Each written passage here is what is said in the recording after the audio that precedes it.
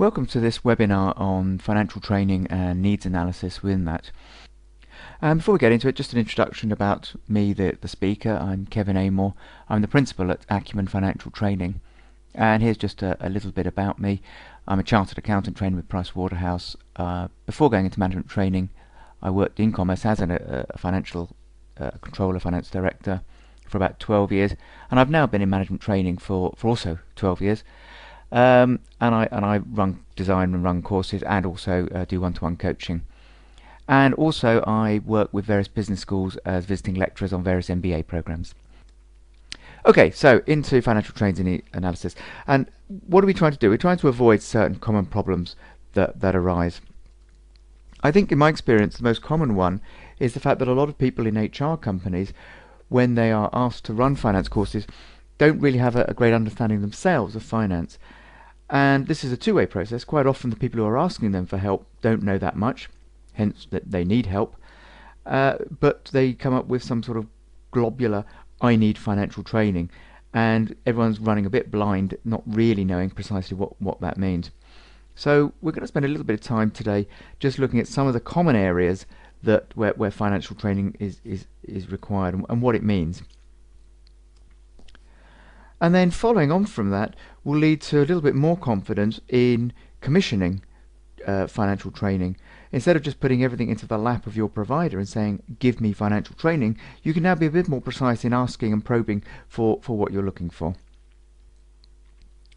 And I'm going to put this into a context of how I would approach financial training in today's sort of training world.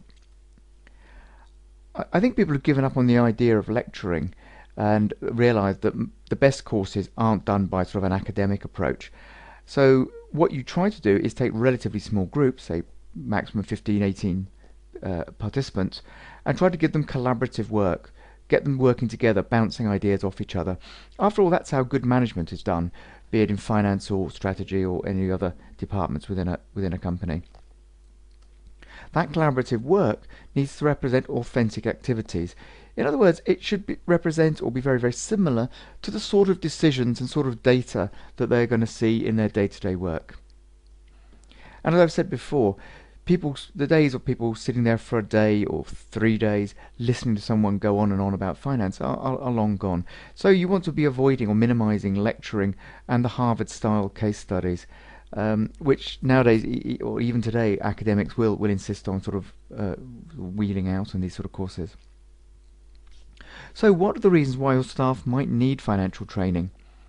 Well, here's 4 sort of general areas. I'm really going to concentrate on the first one, which is they need to understand finance in order to improve their own participation in their own business, in your own business. So typically we're talking about managers or some kind of decision maker within your business. And that's really what this webinar is going to focus on. There are other areas that I've encountered. For example, you may be a professional consultancy and you may need to understand where your clients are coming from and how your advice and consultancy slots into their financial objectives. So the second one is the key measure here isn't that the people you'll be training aren't necessarily decision makers in their own business, but need to understand the objectives of their clients. It can just be seen as general business knowledge. You know, a number of people send their staff off on MBAs and so forth. MBAs don't particularly improve business performance, but it just gives you person a lot more confidence and general sort of knowledge and terminology around business. Some of your staff may be taking exams or some sort of form of other assessment. Chartered this or that. This webinar definitely won't be approaching. That's a very sort of specialised field of training where really you'll be looking to sort of companies who all they do is get people through for exams. They're not really training people, they're really more sort of coaching them and drilling them to pass the exam, which is slightly different to what we're doing here. So let's concentrate on the first one, which is understanding our own business and the kind of reasons why you may need to understand finance within your own business. And I've got sort of 5 general areas here. Managing and preparing budgets is overwhelmingly the biggest sort of area that we come across for people, particularly new managers, but older managers who've kind of had to sort of learn it on the cuff as they've gone along might want something a little bit more formal, some sort of templates in place. Managers or staff may need to understand results for various reasons. They may need to explain performance and they need the language and skills to do that. Very much related to some of the previous levels, but I've shown it separately, is controlling performance. In other words, making decisions to sort of improve things, understanding where the levers are that improve performance. And the last one is something called decision making, which is essentially how we decide financially where to spend our money and the tools that we use to achieve that. So understanding, reasons why areas around managing and preparing budgets, understanding the company's budgeting system. This is generally an area that you really want the in-house finance department to be very involved. After all, they're the people who design the budgeting system, and they'll know the sort of outputs they're trying to get from it. So it's very important that they explain the inputs that they're looking for and explain the outputs that are coming from it. Your staff will generally need to understand a framework of budgeting. Why do we have budgeting? What are budgets meant to represent? What's the information telling you? What sort of formats is information put in and come out again? So you might want a kind of theoretical base around this based on your budgeting system, but this is an area where very much you should be looking in-house to get people to home up and give the very sort of applied understanding of your own budgeting system. Having got the results from a budgeting system, you will have staff who want to be able to do something with it, understanding what it means. And so we're looking at here what various measures tell us. Knowing that an operating margin is 10% doesn't tell you anything. You need to be able to benchmark. First of all, what does an operating margin mean? What does return on capital employed mean? What is capital employed? People need to understand what these measures are. They're quite often given them and just told the higher this is, the better. Why? And then you'll want them to do something with that. In other words, you want them to affect some change on the basis of those results. And so to do that, they need to understand what the figures are telling them. And from there, what are the drivers of performance? What do we need to do to improve those figures? What goes into to make up those figures, and therefore what goes in to improve them? Part and parcel of this step of being able to make an improvement is to be able to sort of drill down into results and look at what we call variances.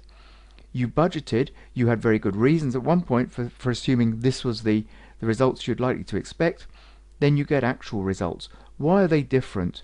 What assumptions did you make that are no longer true? What dynamics within your business have changed? So understanding what variances mean, quite often companies use this as a way of bashing staff, and that's not what it is. It's about moving one's understanding from where you were when you formed the budget, which could be a year or even 18 months earlier, to where you are now, and being able to bridge that gap as to where your business has gone, being able to drill down and see where the changes are. And then once you've done that, once you understand where the changes are between your prior understanding and where the business is now, being able to go back and alter changes. What can you change? What levers can you pull? What knock-on effects will there be within the business if you make those changes, and will they be positive?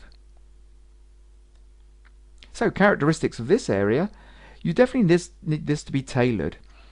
Budgeting systems are very bespoke and unique to companies. You might want some theoretical areas around it, but you want to be able to reflect the company's business, the system, and the indicators used. In order for people to learn this, they need to be able to have a go at this.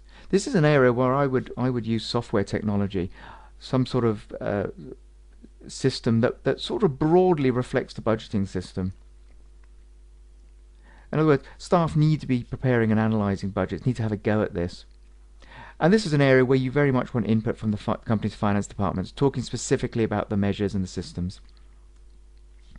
So in terms of key financial areas, clearly budgeting, the income statement and profit and loss, what they tell you, what performance measurements you use and therefore what they mean, and variance analysis, what it means, how you read it, how you affect change from it.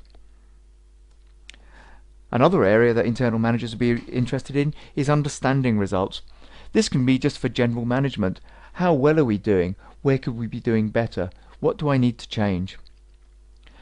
And then driving improvements and change through the business. Managers may be told, you need to improve this measure, you need to improve this area. And not just financial, we can have, as you know, the balanced scorecard approach. There can be a number of non-financial measures.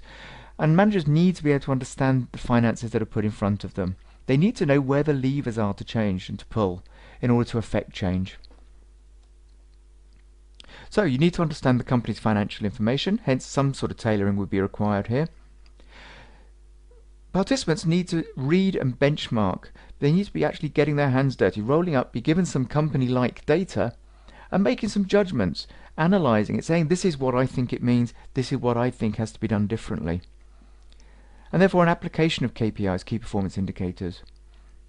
Part and parcel of this is understanding that different companies are going to have different results, different forms of financing. So understanding how your business model is going to be reflected financially, so you know what to expect. So here we're looking at the financial statements, mainly the income statement, but other companies may have a balance sheet emphasis, key performance areas and indicators, and benchmarking. Another reason your staff may want training is to explain performance. This can be internally, particularly where you're driving improvements, part of change management, being able to explain to others why things need to change and how you intend to change them, or indeed how they should change them. Or being able to explain performance externally. For example, you may have more senior managers who are meeting investors, the banks, taking part in negotiations for joint ventures and merger and acquisitions work. A lot of this area is around having confidence in the terminology, financial terminology, and I would approach this through preparation and deliveries of presentations, ensuring that they're using words correctly and terms correctly and that they understand them themselves. In terms of dealing with external parties, understanding what it is external parties are looking for, if it's the bank, investors, possible JV partners. What are they looking for, and therefore what are the kind of measures you should be explaining to them and emphasizing? And therefore part and parcel of this is understanding key performance measures through having a go at analysing and benchmarking. So terminology, both the new international terminology that we're now using and of course the sort of more traditional UK measures and terms, looking at drivers of finance and investment decisions from an external perspective in particular, and key performance measures. And the final area that internal staff may be interested in is decision making. What does this mean? Assessing where to spend your money, looking at the options and then prioritising them. And then once you've done that, going back and saying, well actually, was that a financial success? Was it as successful as we thought it would be? There's two parts to running courses like this. How does the company itself already use techniques for allocating funds?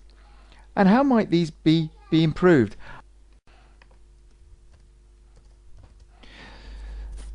So here I think we'd be introducing the various sort of frameworks that the business would be using, and also the various theoretical improvements that are around, and having a practice in using all of these techniques.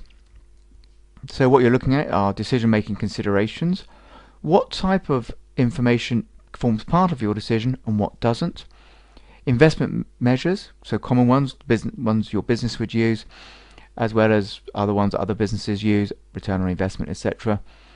And then a general area is called discounted cash flow, taking into account what's called the time value of money, and this is now considered by most businesses the best way of evaluating where to spend your money.